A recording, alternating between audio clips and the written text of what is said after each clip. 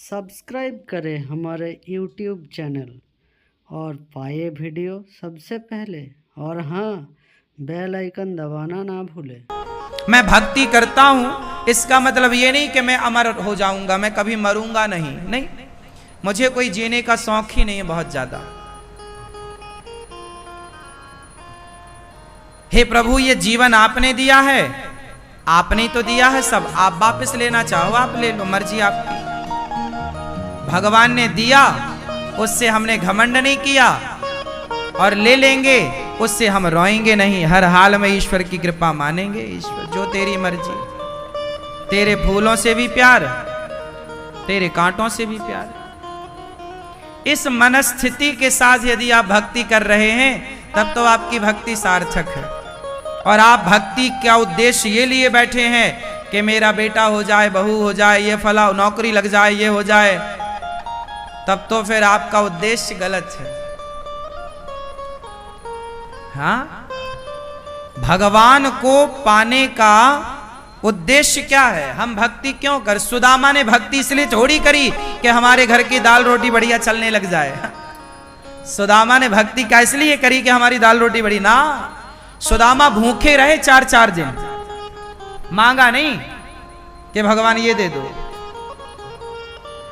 ये तो मेरे भाग्य का खेल है, मेरी किस्मत में गरीबी है तो भोगनी पड़ेगी। क्या बात है इसमें?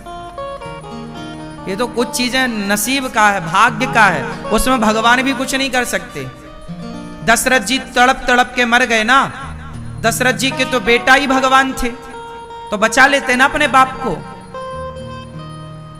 फिर ये तो संसार कर्म भूमि है, यहां तो भगवान के पिता को भी भोगना पड़ता है कर्मों का दंड। यहां तो जगत जननी है सीता माता, जगत की मां है सीता, मैया है, जगत की पालनहार है सीता माता। वो भी नंगे पांव जंगल में लकड़ी काटने जाती हैं लवकुश को लेकर गोद में।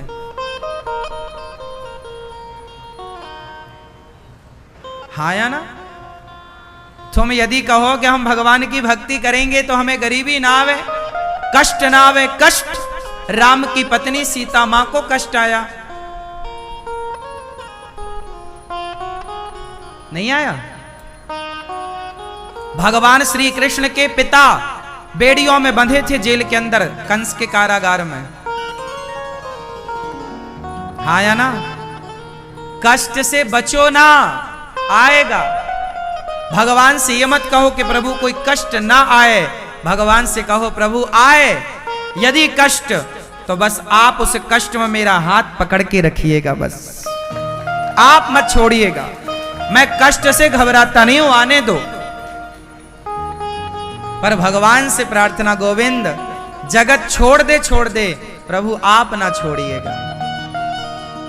बस भक्ति हम इसलिए करते हैं कि प्रभु हम आपके हैं, ये संसार हमारा नहीं है। ये संसार हमारा, ये आप लोग, हम लोग सब यात्रीगण हैं। कृपया यात्रीगण ध्यान दें। आप सब कौन हैं? आपकी पत्नी, पति, बेटी, बेटा सब यात्री हैं। ये सब आपको रास्ते में मिले हैं। पत्नी कब मिली आपको? 25 साल बाद। रास्ते में तो मिल गई। 24 साल बाद मिली। पति कब मिला? 23 साल बाद, 20 साल बाद, 25 साल बाद, 30 साल बाद। हाँ या ना?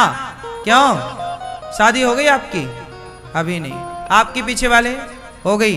कितने साल बाद मिली पत्नी आपको? 27 साल बाद इनको जीवन साथी के रूप में पत्नी मिली। कौन है ये? इनकी पत्नी एक यात्रा में चल रही थी, ये भी एक यात्रा में थे कि दोनों आपस में टकराए। दोनों को लगा कि हम दोनों एक दूसरे के लिए बेहतर हैं। मंडप गाड़ा, शादी वादी करी, जीवन साथी हो गए। हाँ या ना?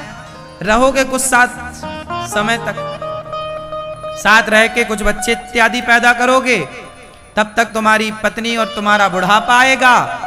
80-90 साल के होगे तब तक 2 में से 1 को जाने की तैयारी होने लग जाएगी। 2 में से 1 टाटा बाय बाय कह के छुट्टी। अब पहले कौन जाएगा ये तो ईश्वर जानते हैं। यही तो जीवन का खेल है, इससे ज्यादा क्या है। पत्नी कौन है? रास्ते में मिली हुई यात्री है, जीवन की राह में टकराई, जीवन के राह में टकराया पुरुष पति के रूप में। उसी यात्रा में फिर बच्चा सम्मिलित हो गया। बच्चा सम्मिलित हुआ कि दादाजी की टिकट कट गई, दादाजी जा रहे हैं, दादाजी जा रहे हैं, बच्चा आ रहा है।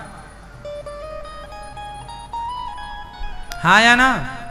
नए मेहमान आ रहे हैं, पुराने लोग ये नियम है। और आप लोग मानते हो ये मेरा, ये संसार है पागल, जगत मेरा नहीं, जगन्नाथ मेरे हैं, भगवान मेरे, इनके सिवा हमारा कोई नहीं है। प्रभु को अपना मानने वाला समझदार है, जगत को अपना मानने वाला मूर्ख है।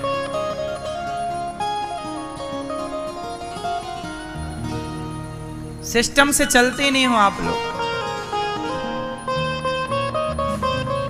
भगवान से कभी कुछ मांगो मत। भगवान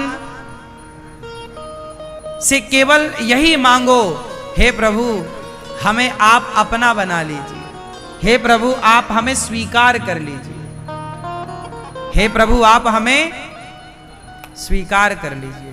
जैसे सुदामा को भगवान ने स्वीकार कर लिया, द्रौपदी को भगवान ने स्वीकार कर लिया, अर्जुन को भगवान ने स्वीकार कर लिया।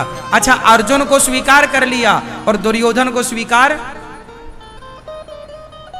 दुर्योधन को स्वीकार, विभीषण को स्वीकार कर लिया और रावण को स्वीकार, सुग्रीव को स्वीकार कर लिया, बाली को स्वीकार।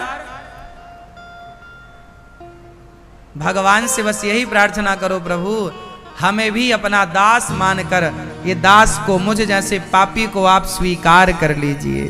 बस आप स्वीकार कर, क्या मांगना यही मांगो। श्री भगवान पे पूरा पूरा विश्वास रखिए, तो कौन सा रास्ता ईश्वर तक जाएगा? विश्वास का।